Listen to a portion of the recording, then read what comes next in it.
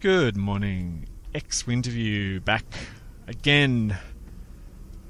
Travelling mystic psychologist with another brief dialogue for his dear friend Annastacey.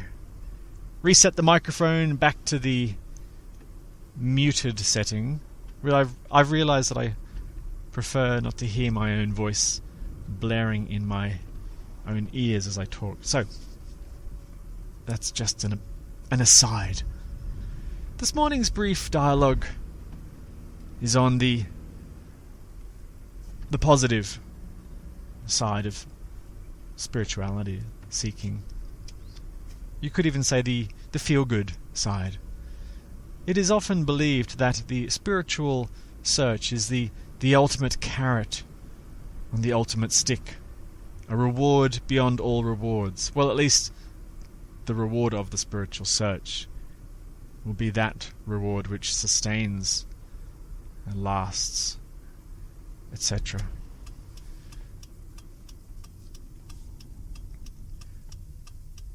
But the spiritual search in and of itself can be quite a miserable affair.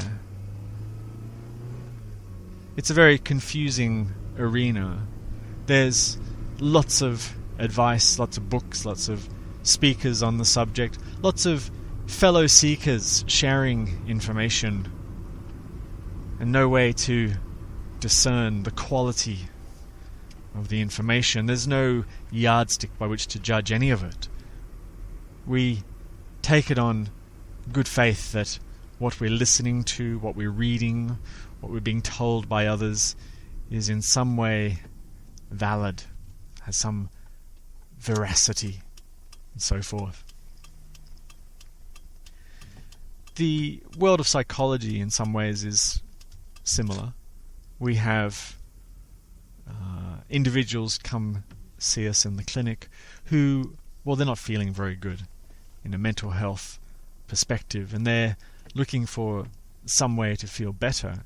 And it's a very courageous step in many ways to, first of all, even admit that your mental health is problematic, and to admit you need help by an external agency is a very courageous step, and I applaud anyone who takes it. It's not easy to step up and admit there's a problem, and even admit that you need help from others. It's a bit of a dent to the ego. I acknowledge that for sure. And you're putting a lot of faith in the system or the service or the clinician to be of help. So we, in some ways, need to be on top of our game, sort of experts, know what we're talking about in order to help. And in psychology, we play the odds. We play the odds. We look at what works statistically speaking, what is better than chance, what is better than a roll of the dice that will help you.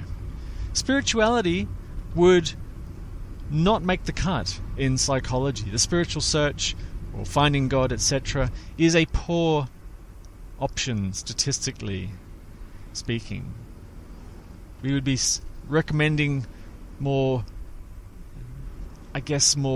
earthly pursuits: nutrition, the company you keep, your work-life balance, your neighborhood, the tidiness of your home, your grooming and hygiene, practical everyday things that some people can do to make a difference, to feel good, to feel a little bit better. There's therapy, of course, talking therapy, cognitive behavioral therapy, psychoanalytic, problem solving, rational, emotive, dialectical, diabolical, I didn't say that, etc. Many forms of talk therapy.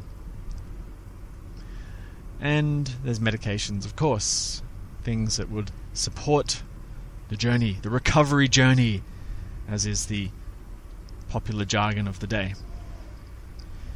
So in many ways, if someone was to look at the spiritual search and ask themselves honestly, am I doing this to feel better? Is there a problem in my life or a feeling state that I have that I don't like, that I'm hoping the spiritual journey will remedy? Then the honest answer is, from at least where I stand, no.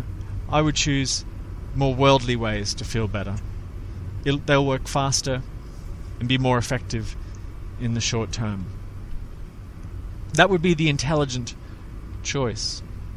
The spiritual search, therefore, if it is to continue, irrespective of one's feeling states, if someone can either tolerate the discomfort of their life or acknowledge that, yeah, I could find comfort in the world, but I'm not interested, I'm still interested in spirituality, then we have to look at the spiritual search from a different point of view. If you're not doing it to feel good, if you're not doing it to avoid pain, because there are certainly better methods out there of avoiding pain and feeling good than spirituality, then what's going on? What are you doing?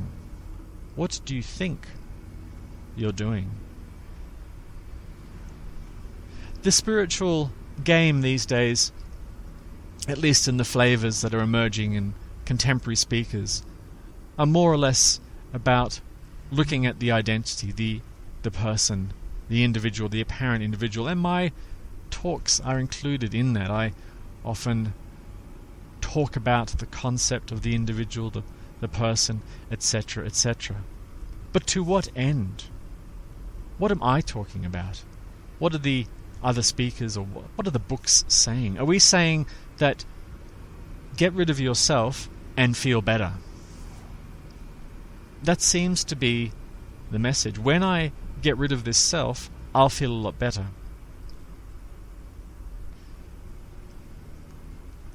But there's something else. There's something else that seems to drive the search. This is at least from my perspective, and that is it's like an intolerance, you could say. I can't think of a better word. An intolerance for the false. It's like we're hardwired in some ways, that anything that's false or slightly false or a bit shonky or a bit flimsy, it's unstable or intolerant in some ways, or we're intolerant of it in some ways. And what I mean by that is, once you've heard and in some ways grasped the concept, just mentally at least, that there is no individual, it's like a state of affairs that you will not tolerate any longer. I don't care if I don't feel good. I don't care if I stay in misery. I will not live or breathe another day until I know the truth. Seems to be what I would call one of the core or key drivers of the spiritual search. If you're doing it to feel good, take my word for it, there are better techniques to feel good than spirituality. So we don't suffer fools, we don't tolerate falseness. And we see this play out in the everyday, in business deals, of course. We see that if we suspect that the person selling us the item of desire is in some way ingenuine or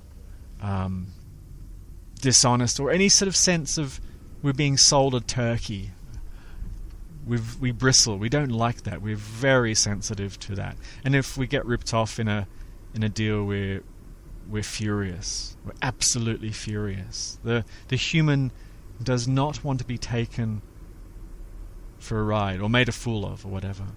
So there is some sense in, I don't know if it's in the biological entity or whether it's a quality of consciousness itself, but the fallacious is intolerable.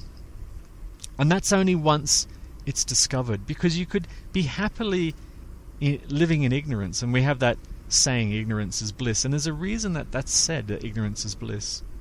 Because it's a stable state. It's like, oh, okay, I've arrived. I've found what I'm looking for. But as soon as doubt is cast in any form on what you've taken as stable, that's it. Equilibrium is out of whack, and homeostasis needs to be resought.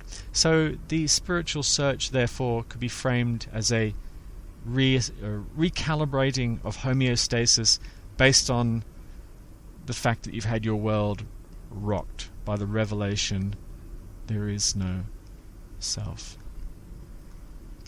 And so therefore we can now frame the spiritual search beyond just a journey to feel good, but as a journey towards what we call truth, the seeking of truth. You could say the seeking of reality, but as I've said in other talks, I do not like the word reality. Very problematic. The seeking of truth, which is great in one sense. Okay, we've got a goal now. I'm seeking the truth. And now here's the rub, of course. What is our benchmark by which we are going to measure truth? How are we going to know truth when we see it? We, as species, get truth wrong very easily.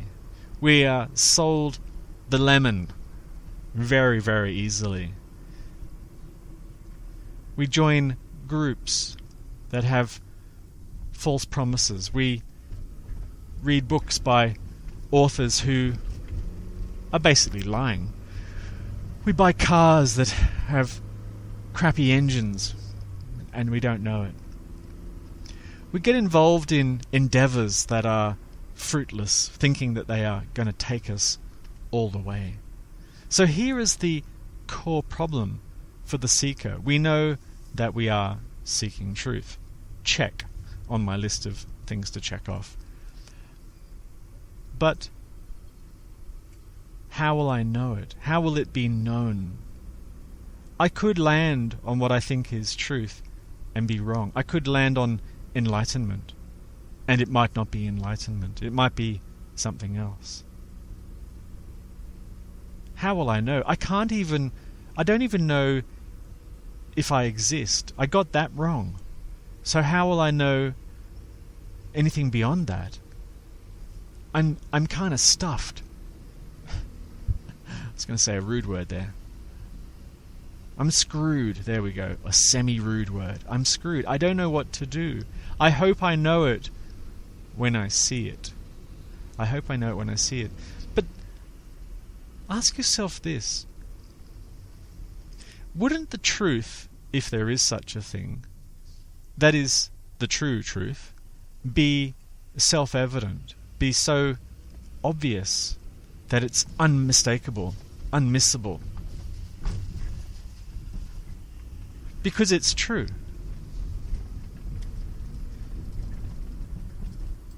Does that make sense? If it's true, it's unmistakable, it's irrefutable. It's absolutely irrefutable. And if it's true for all time, isn't it? It's not true sometimes, because that wouldn't be truth. It's true for all time. So the truth, by virtue of it being the truth, should be permanent or ever present.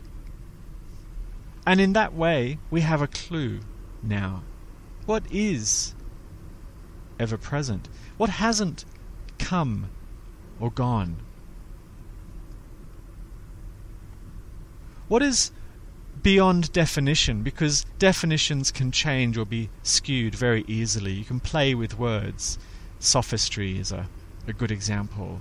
To play around with contexts and definitions to win an argument.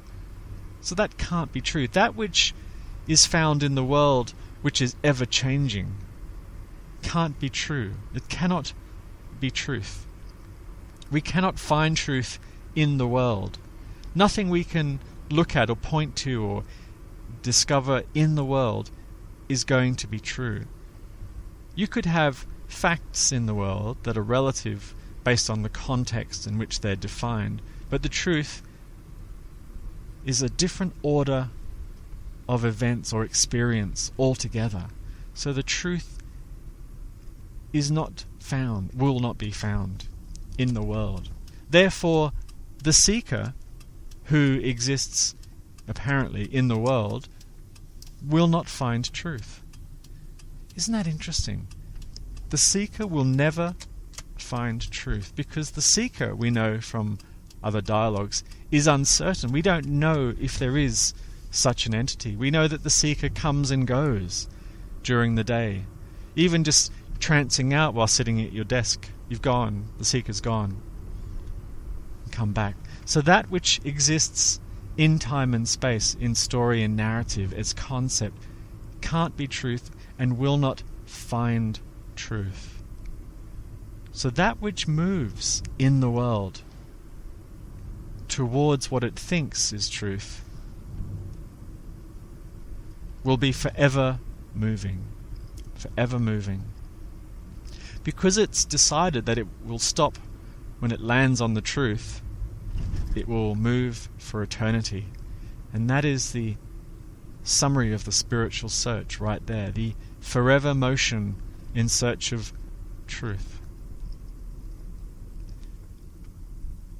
What if it's more simple? What if the truth, being the truth, is obvious, is plain as the nose on your face? If you have a nose, some people don't. As true as the... What am I trying to say here? As true as your existence itself. Existence itself. That which does not come or go. That which has never changed. That ever-present something. Even getting rid of the label, just to make it a bit more mystical, ephemeral. That which never changes. What is that? What is that?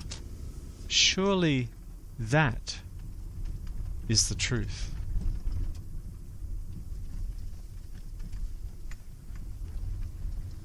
Well, once again, thanks for listening. Just thought I'd throw that cryptic ending there to keep you thinking. Once again, comments are welcome. Thank you.